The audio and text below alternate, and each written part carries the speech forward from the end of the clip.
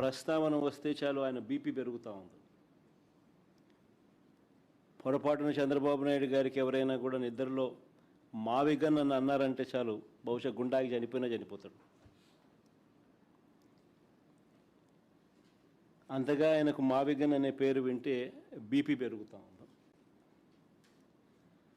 ఎప్పుడైనా మీరైనా పొరపాటున అనండి, ఎప్పుడైనా మావిగన్ గురించి మీ కమెంట్స్ ఏంటి సార్ అని.